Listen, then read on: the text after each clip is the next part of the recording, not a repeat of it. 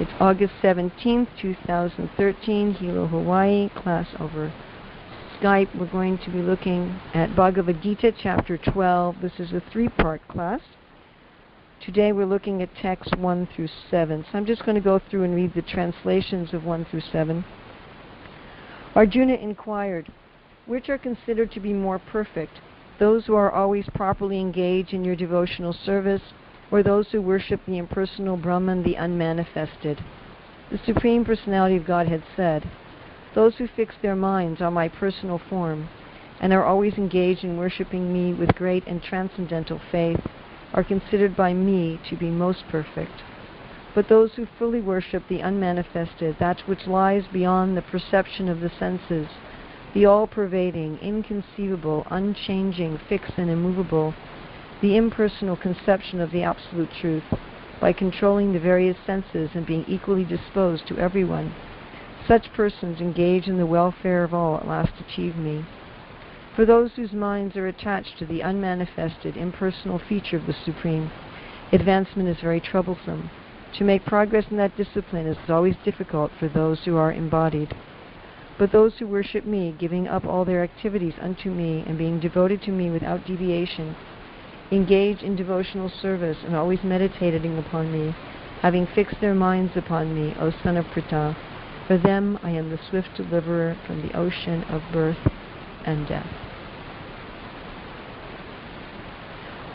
So here's an overview of the three parts of the seminar. Part 1, which we're going to be doing today, is an overview of the two paths to perfection.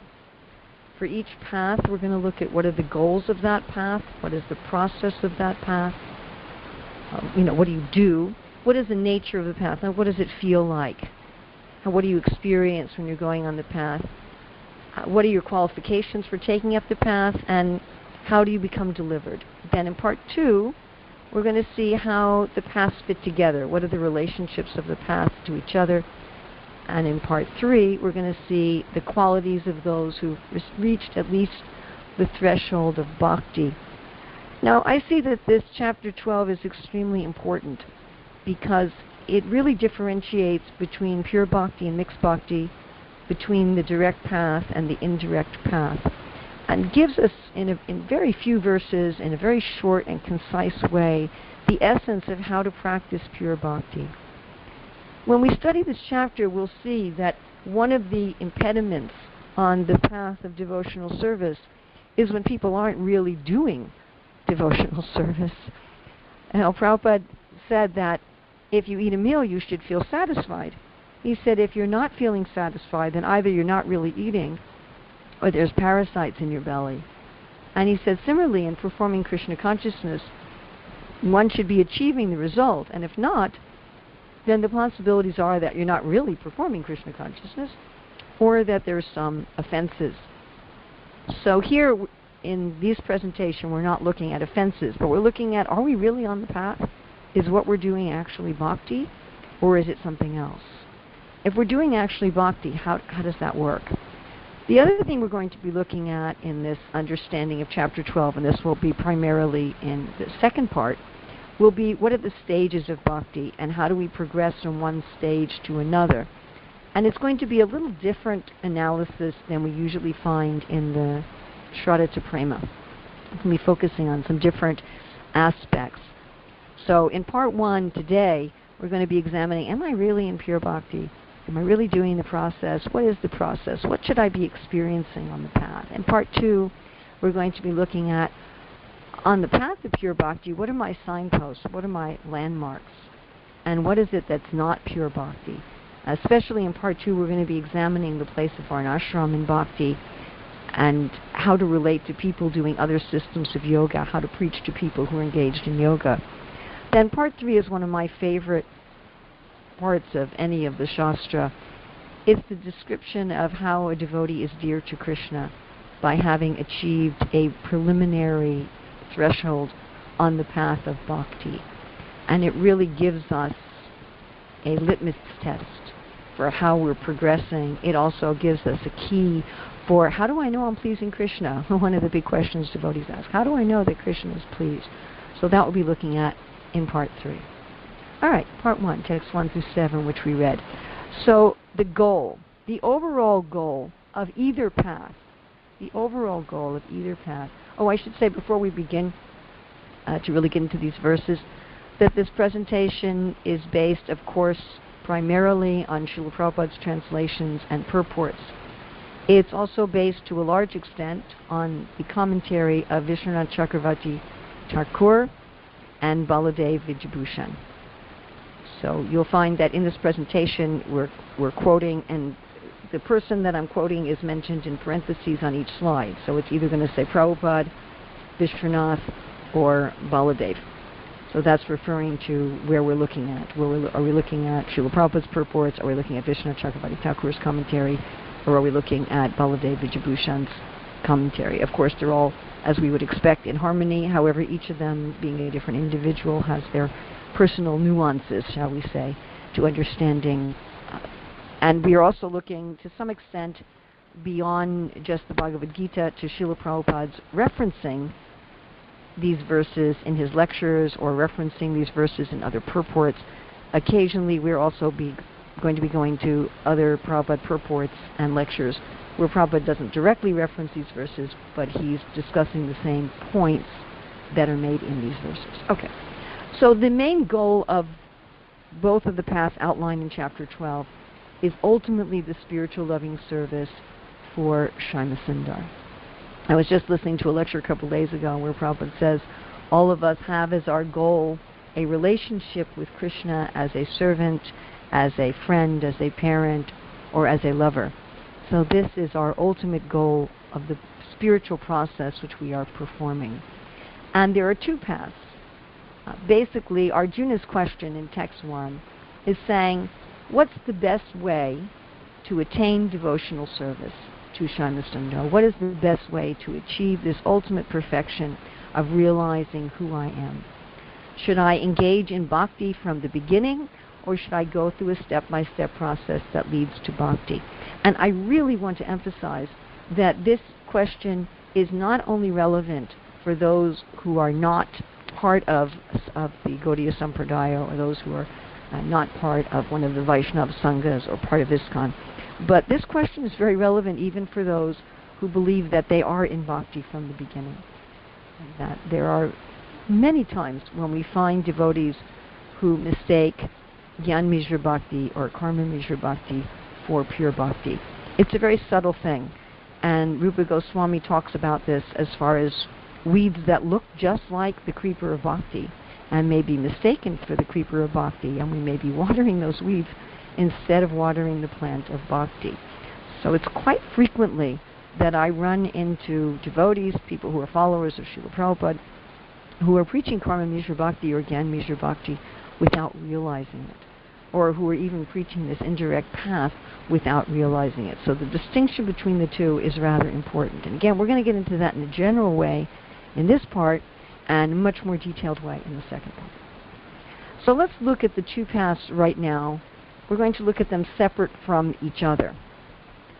So I'm not exactly going in the order of the verses. I'm taking these 7 verses as a whole and dividing them up, sort of reorganizing them into looking at the two paths separately. So let's look at bhakti from the beginning. We already know the goal. The goal is loving service to Shyama Sundar. That's the direct goal. It's the ultimate goal, and it is also the immediate goal.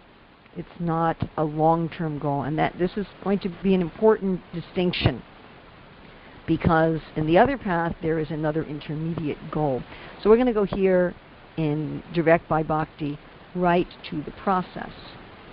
So in text 2, Krishna says the process is my aveshya mano, to fix your mind on Shyama Sundar. That is the process of bhakti. That is the process of bhakti.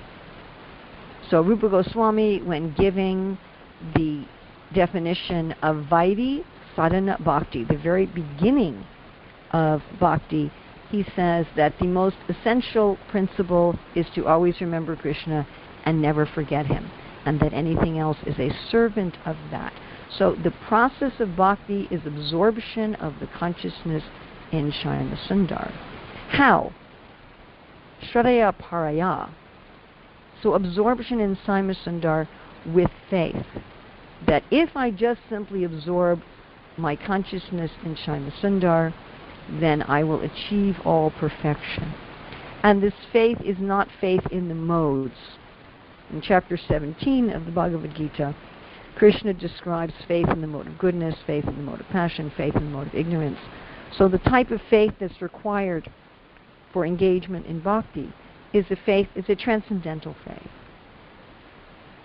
A faith that I am a soul, I am not trying to achieve some sort of liberation, I'm not trying to achieve some sort of material sense gratification, but I'm really trying to achieve a reciprocation of love.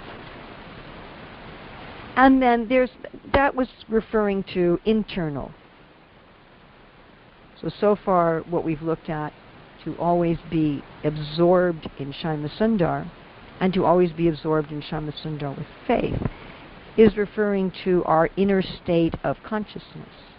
But what about external? What do we do? Nitya yukta upasate. To be always worshipping Saimasundar. So here we have a picture of yajna and arti paraphernalia. And indeed one may engage in that kind of worship. One may engage in worship of the deity form. One may engage in worship of the holy name through Harinam Sankirtan, through Harinam Japa, through Mahamantra Japa, through Gayatri Japa. One may engage in worship through studying the Shastra, as we're doing right now, through teaching the Shastra, through visiting holy places, through serving the sadhus. So one may always engage in worship like that. This nitya yukta upasate doesn't necessarily mean that all day long, 24 hours a day, you are engaged in an artik ceremony, but you're engaged in some direct worship of Nam Guna Rupa Lila, of the Supreme Personality of Godhead. So here we have on the level of the mind and heart, and the level of the body, thinking, feeling, willing. So one's thoughts absorbed in Krishna, one's feelings and emotions absorbed in Krishna, with a mood of transcendental faith, one's working senses and knowledge-acquiring senses always engaged in worship. So far this description sounds like a very monastic life.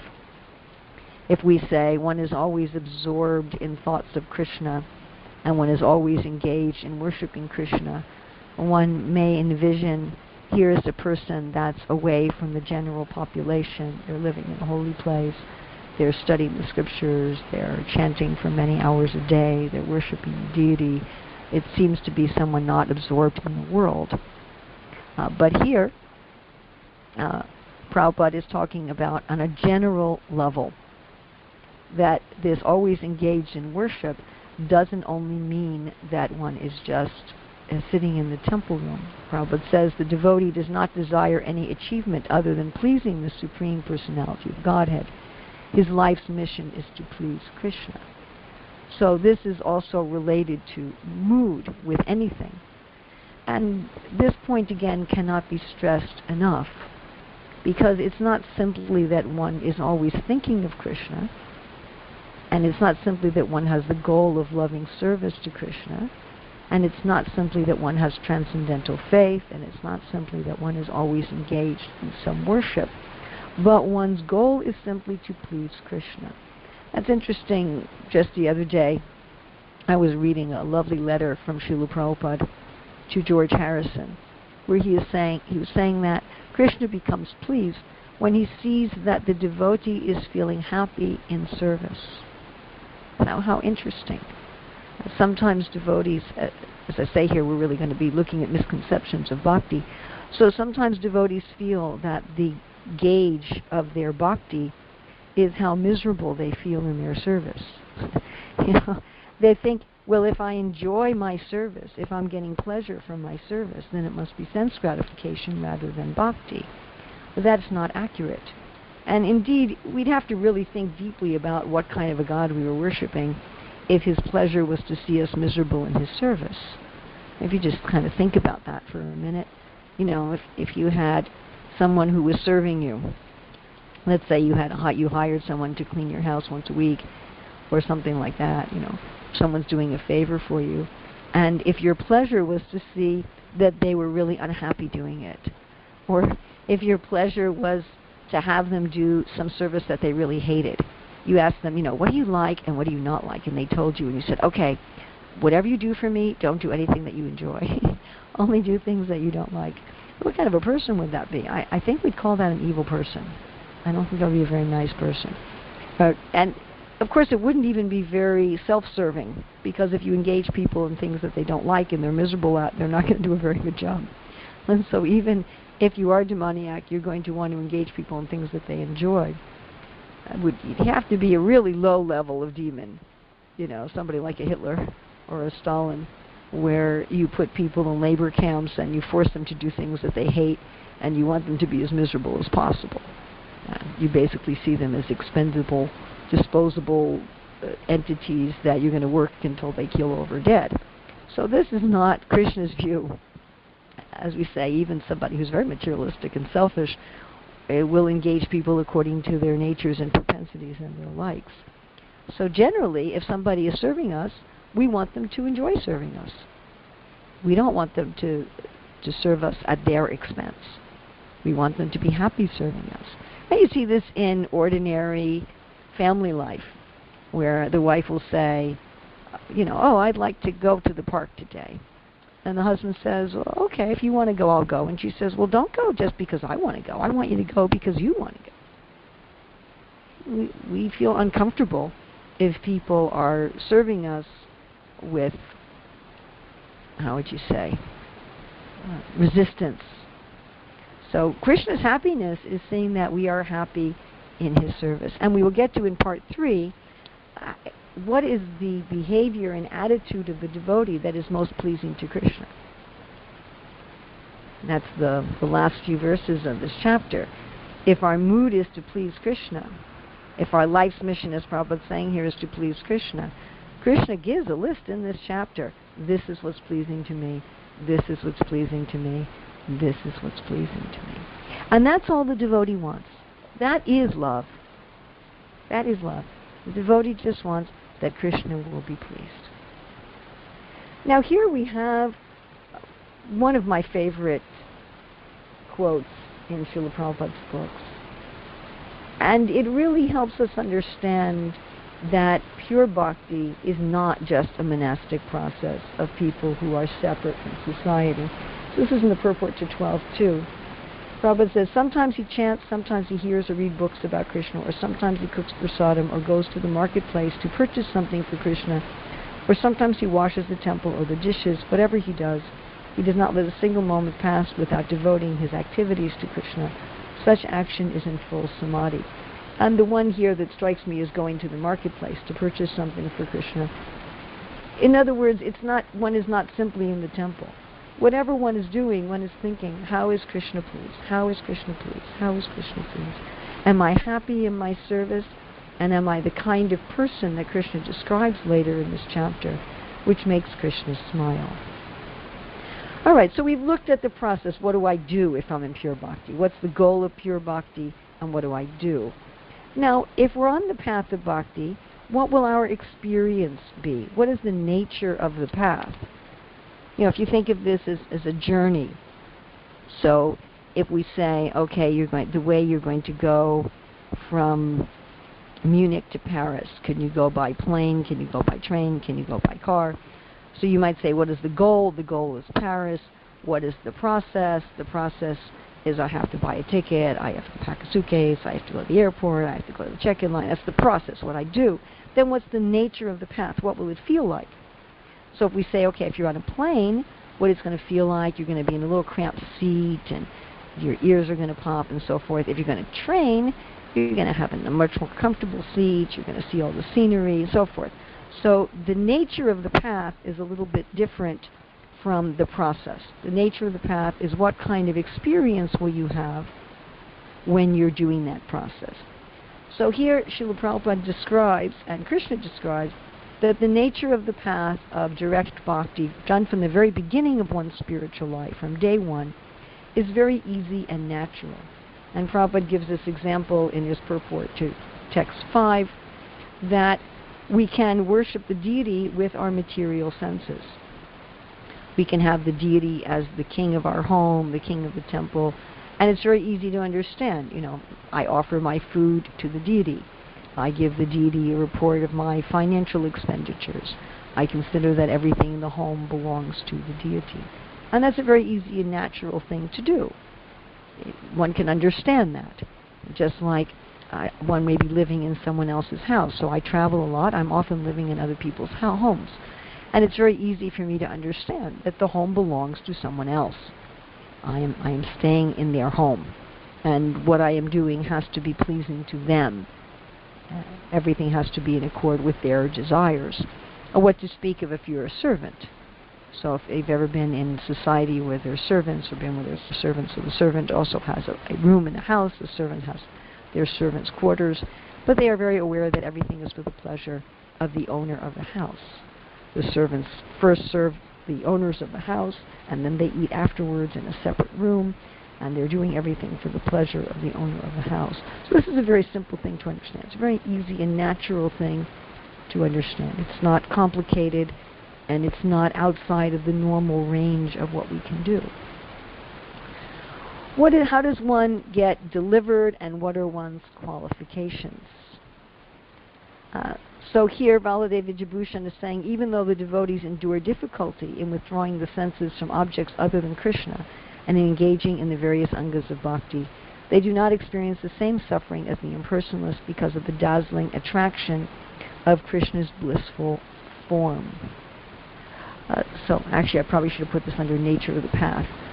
So there is going to be some difficulty in this process of bhakti from the beginning, because one is supposed to be always thinking of Krishna, and one's mind may go somewhere else.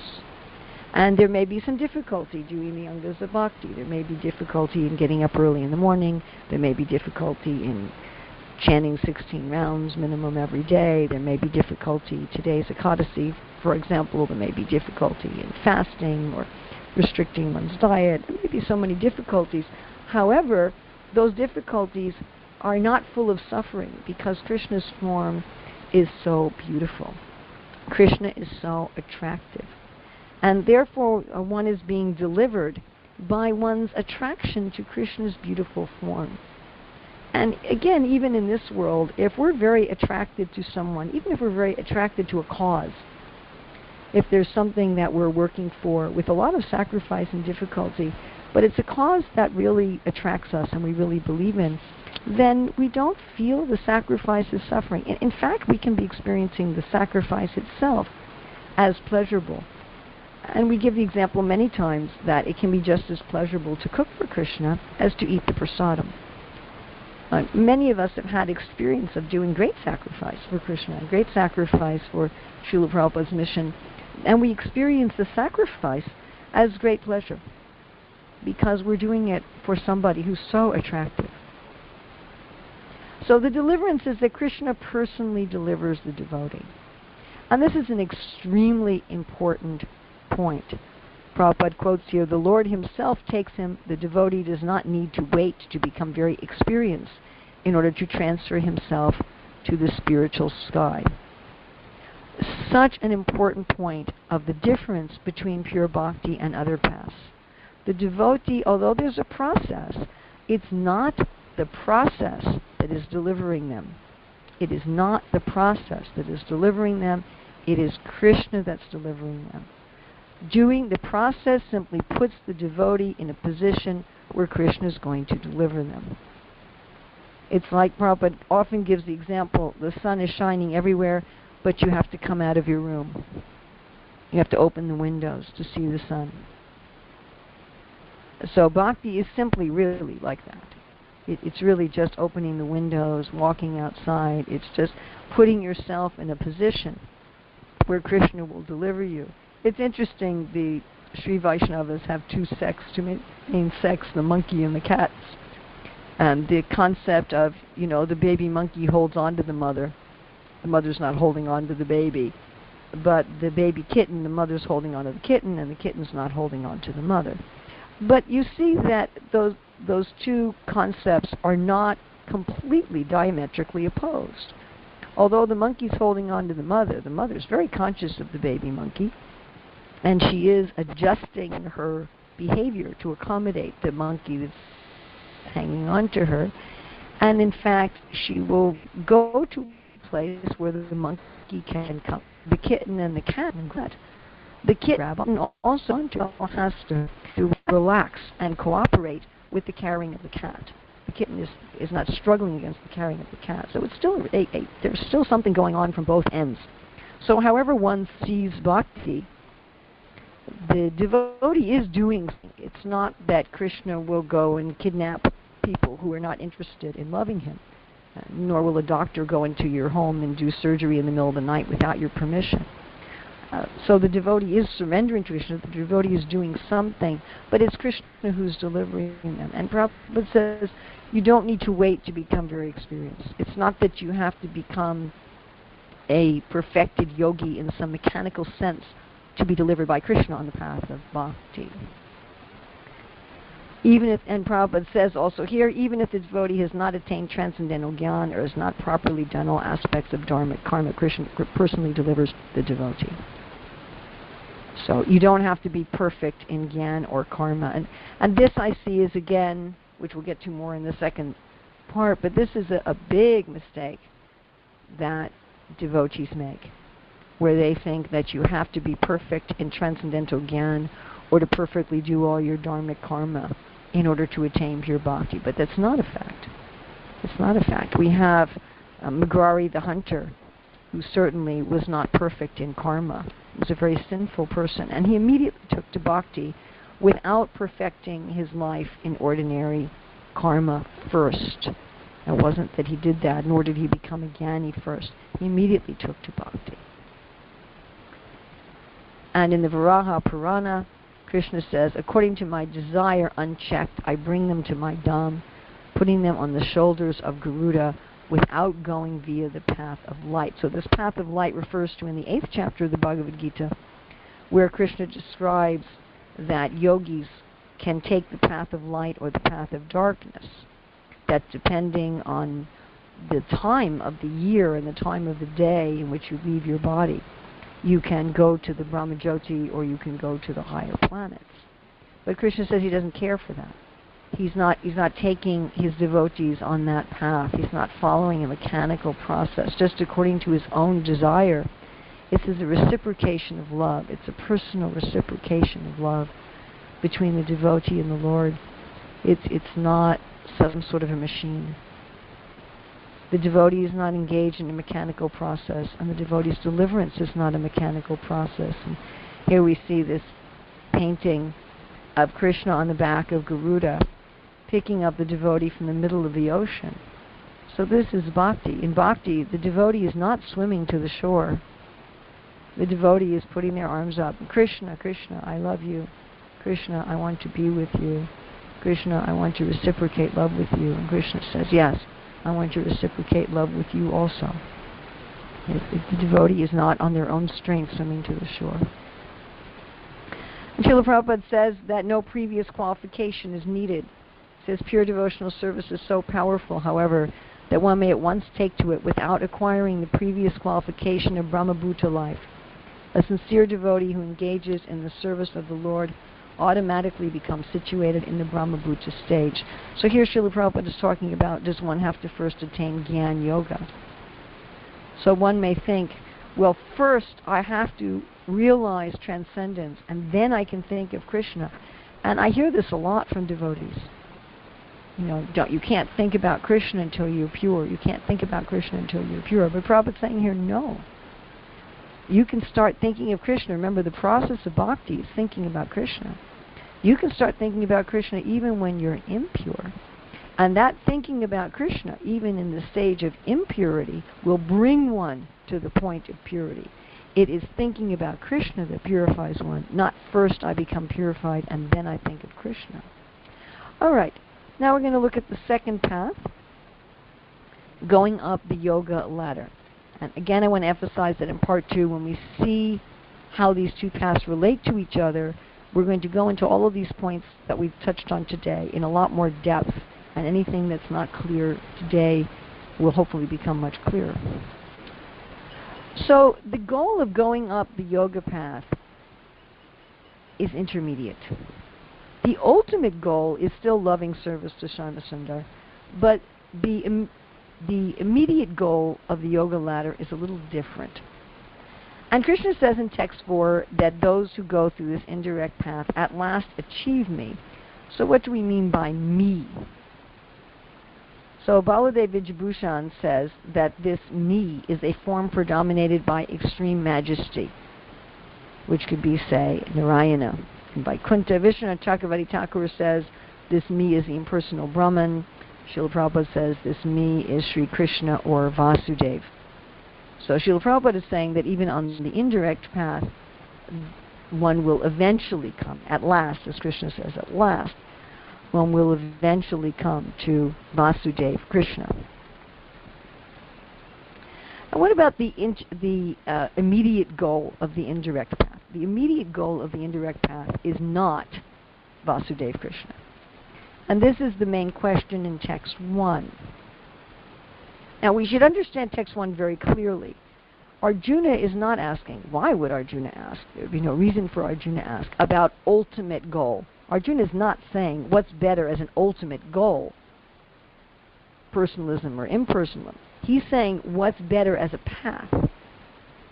Is it better to start bhakti immediately, or is it better to first become purified in another way and then go to bhakti? Now, what exactly is Arjuna asking in text 1? There's a little difference of opinion among the acharyas.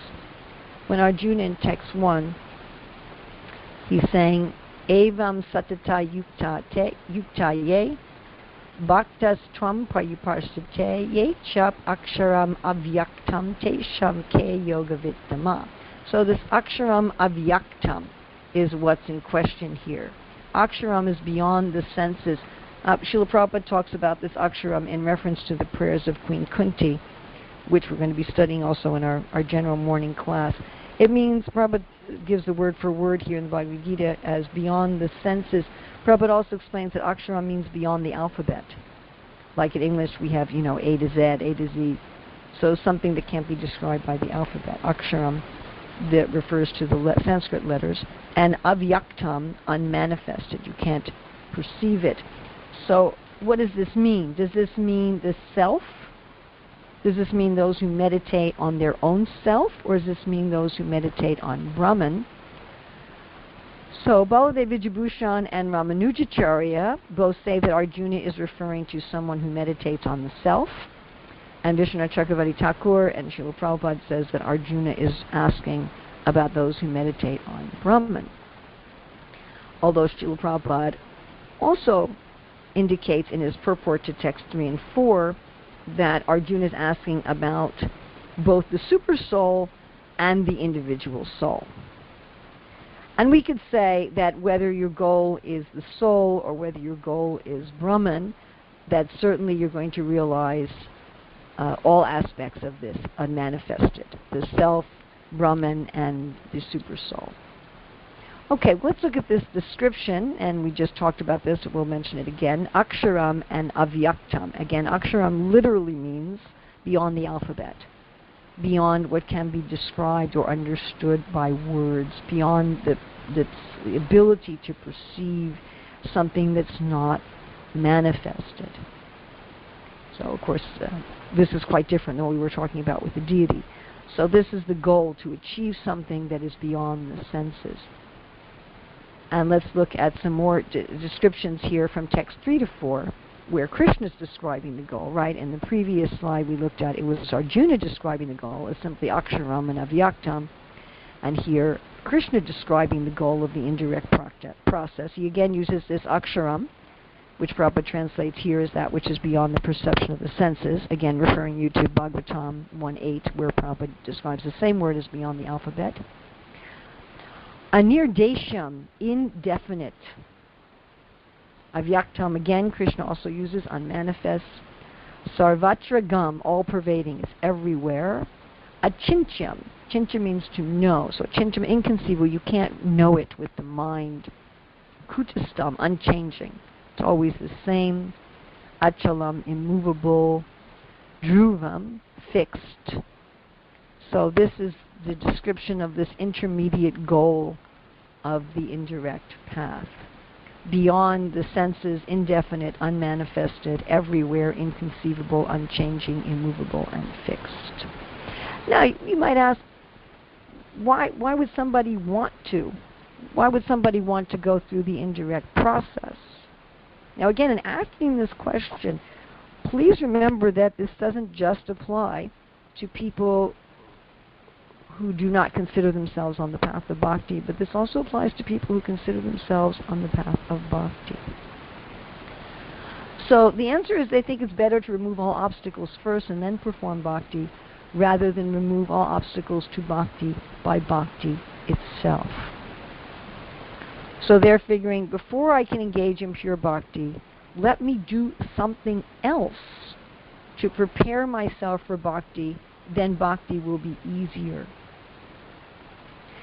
And the path of bhakti is, I'm going to engage in bhakti immediately, and that will make bhakti, that's enough. I don't have to do something preliminary.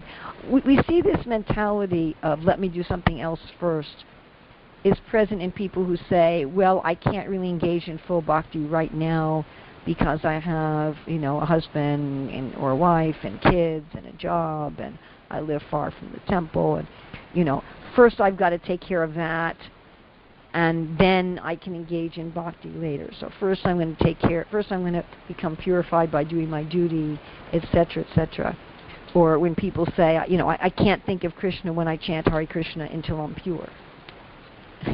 That's a very common one. Now we should note that many people on the indirect path do not even have bhakti as their goal in the beginning. So there are many people on the indirect path, and this would of course not refer to people who are followers of Srila Prabhupada, but there are many people on the indirect path who have as their ultimate goal this knowing the unmanifested, the all-pervading, and so forth. And they may take up bhakti as their goal after having achieved that, or they may not. So there's really two practitioners, or perhaps more, but let's just say there's two general categories of practitioners of the indirect path. One who has bhakti as their ultimate goal, but thinks it's better to go in this way, and one who doesn't even have bhakti as their ultimate goal.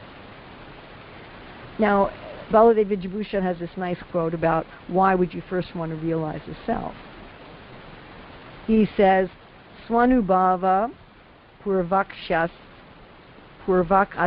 hari dhanasya bandha mulatvat tena nirvigna tatpraptir ityake. This means, some say ityake, because meditation on Hari Dhanasya is firmly grounded bandha mulatvat when preceded by experience of one's own self, Swanubhava purvasya, attainment of Hari Tat Prapti by means of that meditation, Tena, is without obstacles, nirvigna. So what these people are saying is, let me first realize the self. Let me first become free from bodily identification. Let me first give up all of my upadhis and designations. And then I'll be pure. And then I can realize Hari without difficulty. So you can see how we can get that kind of mentality. And in fact, Srila Prabhupada will sometimes say things that can be understood in this way. Here's a quote where Prabhupada says, self-realization, the Brahmabhuta stage, which is mentioned, of course, in Bhagavad-Gītā 1854 and Bhagavatam 4:30-20, is symptomized by joyfulness. One never laments for any loss, nor is one very enthusiastic when there is some gain. One sees everyone on an equal level through spiritual understanding. These qualities are preliminary to entering into pure devotional service. So one can easily read that and think, oh, okay, I've got to do Brahmabhuta first in some way other than pure bhakti, and then I can do pure bhakti.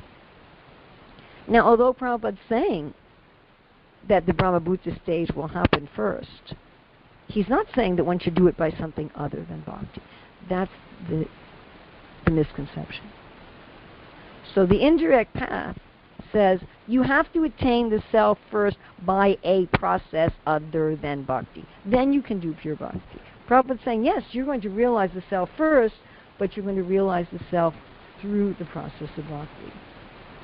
Now, what is this indirect process?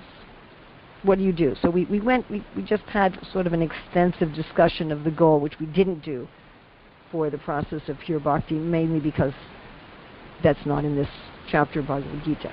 Now we're going to be comparing what is the process. What do you do in the indirect path? Well, interesting. Look at this. Paryupasate, you're also engaged in worship. You cannot attain perfection even on this other path without worship.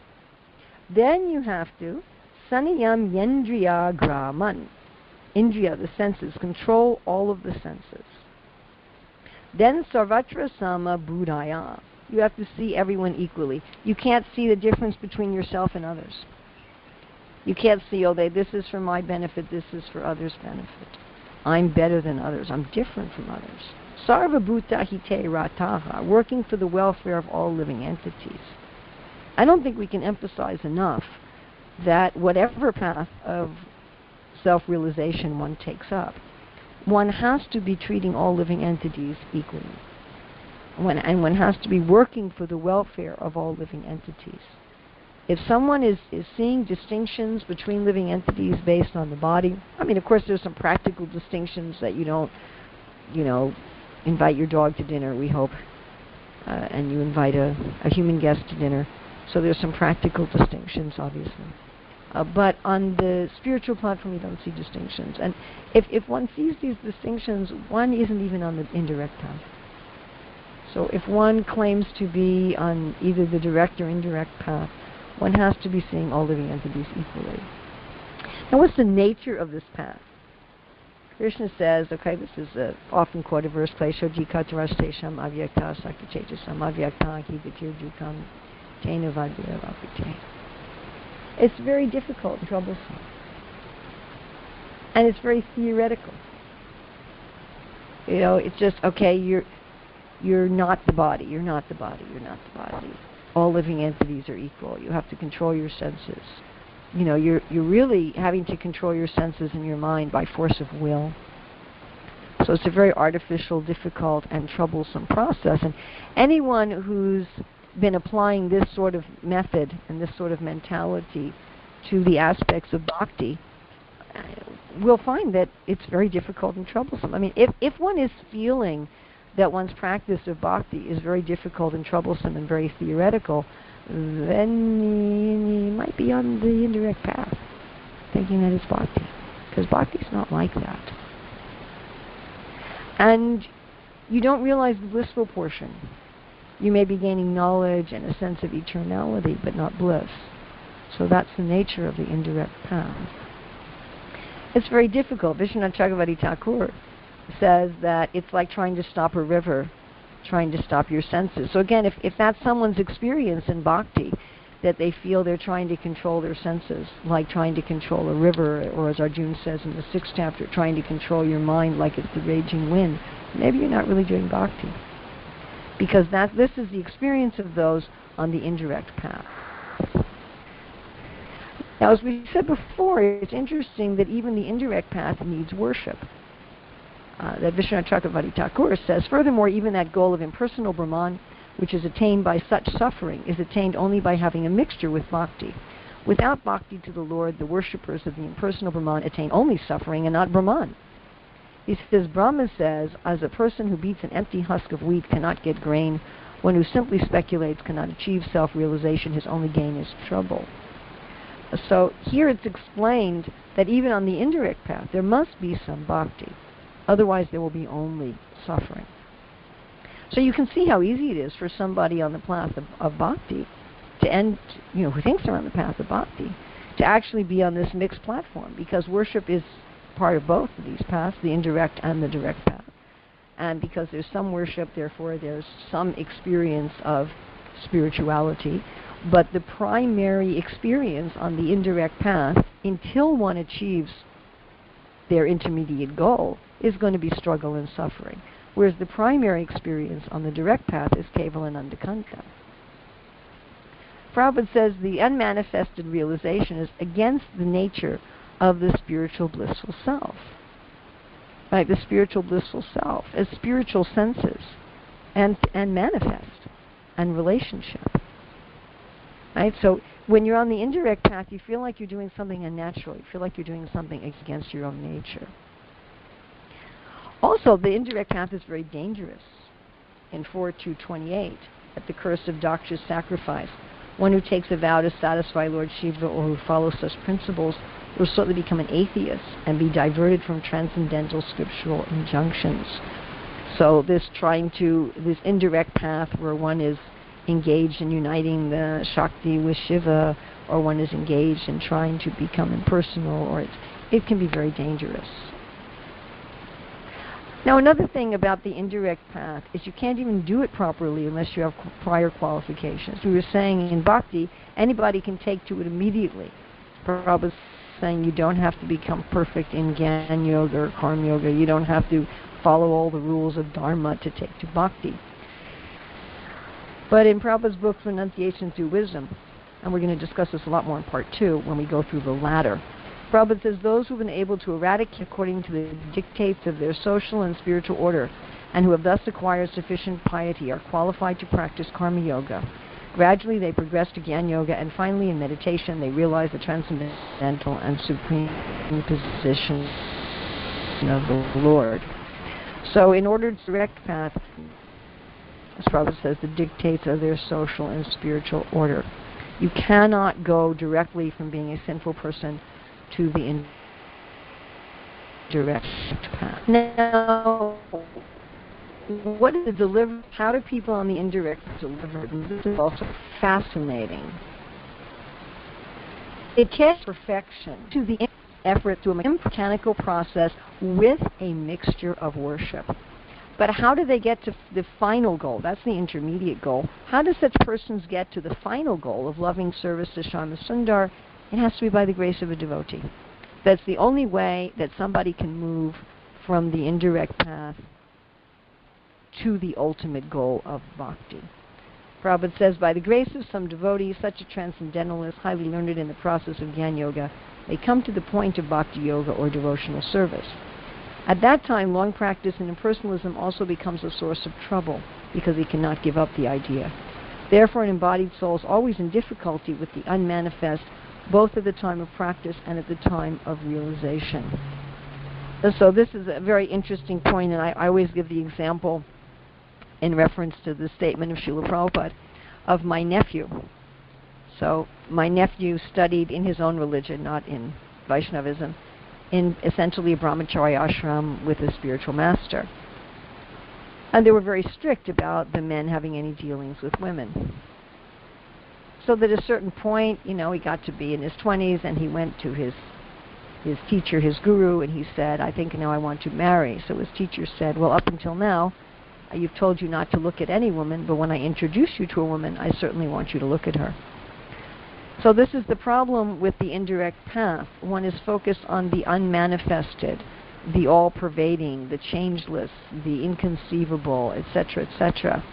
It's very hard to attain perfection because you're working against your nature. You have to, as Prabhupada says, you have to understand the non-perceptual feelings. I mean, how do you do that? And if you achieve it through all this difficulty, then to switch and think about Krishna the person is also very difficult. So after going through all this trouble on the indirect path in such a mechanical way, by force, the only way that you can attain to ultimate perfection is by the grace of a devotee. Okay, so there we end part 1. All right, so Ramananda, if you want to give the screen back to yourself. Okay. I don't know, I need to change the screen back, but I can... Anyway, just 1 second. Okay, I have unmuted...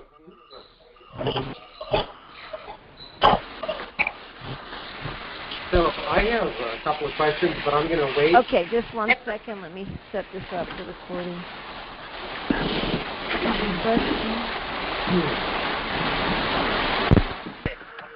Okay, if anybody has any questions. Mother Urmila, I'm going to ask you a question. You mentioned that on the indirect path that there was no bliss.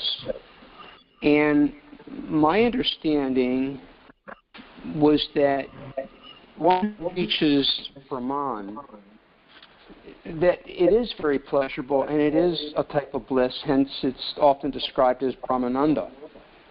However, the jiva won't stay there. He'll fall from there ultimately because he doesn't come, it's not his constitutional position, albeit pleasurable and blissful, but there's no devotion.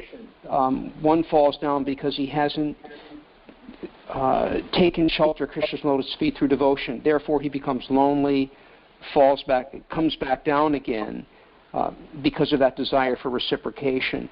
But in fact, there is bliss at that level. It's just not our constitution. Mother Urmila, I'll have to let you know that there is a lot of echo coming from your side. If it's possible to mute and unmute yourself. Okay, so this is a very good question. Just like we're here in Hawaii. So one of the main pastimes of the Hawaiian residents, what to speak of the tourists, is to go to the beach. So you leave aside your normal life and you go to the beach. There's expansive sand and then just the waves. Not much variety. And people sit on the beach and just look at the waves. They can't see very far, as one poet said, and they can't see very, very deep. And there's a kind of bliss in that. And there's a kind of bliss to just going in the water, forgetting your life, forgetting your work, your family, your health, your money, and just floating in the waves. So you could say that that's a kind of bliss. It's peace. It's relief. It's complete relief. It's not partial relief. You know, material happiness is partial relief. I'm hungry and I eat, you know, like that. But Brahman is total relief. But it's not a positive bliss. Total relief for a conditioned soul is definitely happiness, but it's not a positive happiness. Therefore, one is not really experiencing the Ananda feature. Of course, Krishna says in the 14th chapter, Brahmano hi pratistaham amritasya vyaschacha sasvatasya jadharmasya sukhasya ikantikasya cha. That the Brahman is the constitutional position of ultimate happiness. So one cannot experience the real Ananda of the Supreme without being also realizing Brahman. Therefore, it's the beginning. It's the platform from which Ananda springs. But in and of itself, it's really more of a neutral position.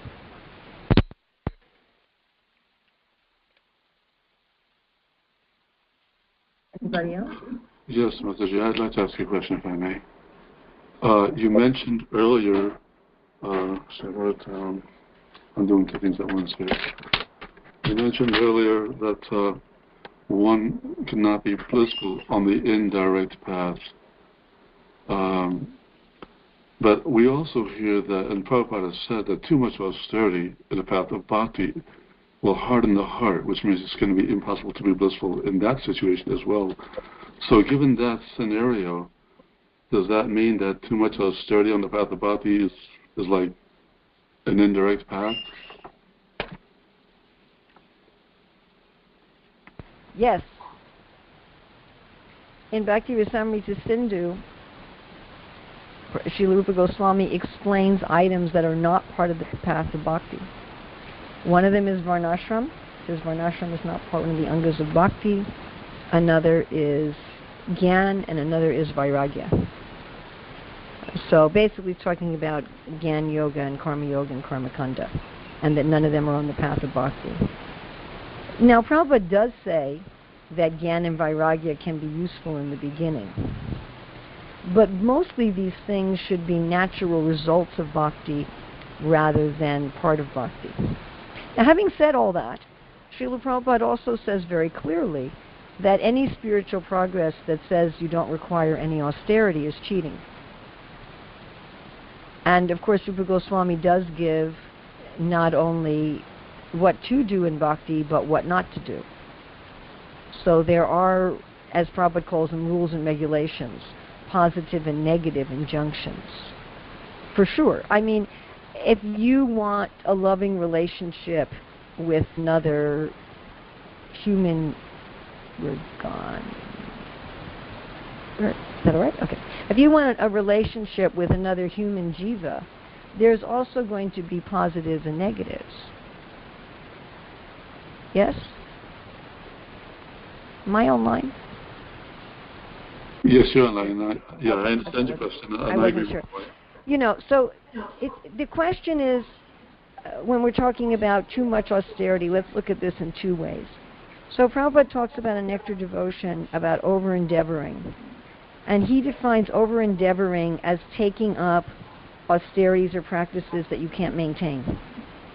So if somebody says, okay, I'm going to chant, 120 rounds a day, I'm going to live on milk, I'm only going to sleep for an hour a day, they can't maintain it. And that can be a cause of fall down. So that's one sense in which we shouldn't take on too much austerity. We should take on an austerity that we can maintain. And that's going to be somewhat different for each individual, and it's going to be different at different times in our life, and this is one of the reasons why one should have a spiritual master. The other thing in reference to austerity is we are not being purified by our austerities. We are being purified by thinking of Krishna and our loving relationship with Krishna. And we are taking on austerities as part of pleasing Krishna. Exactly like parents go through a lot of trouble to please their children. A man goes through a lot of trouble to please his wife. A wife goes through a lot of trouble to please her husband. But the point is pleasing the other person. That's the point. And if you're doing some sacrifice and austerity in order to please another person, and if it's a person that you have affection for, you do not experience that austerity as suffering. You experience that austerity as pleasure. Sarvagatam Brahma, Nitya Yagya Pratishthitam.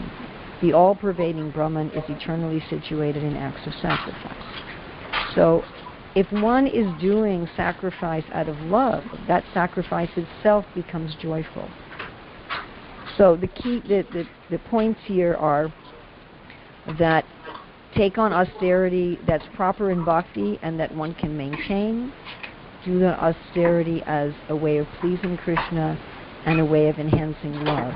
Then that is on the direct path of bhakti. If one is doing very hard austerities, which one cannot maintain, if one is doing that by force of just determination and power and willpower, if one is doing austerities thinking, I am by my own power going to control my senses and achieve perfection, that is on the indirect path. If I might ask one more question in that regard, I'm sorry, what? If I might be able to ask one more question in that regard. Okay, sure. Because you said that we should perform austerities that we know we can maintain. And so my question is, that would tend to lend itself to being comfortable, wouldn't it?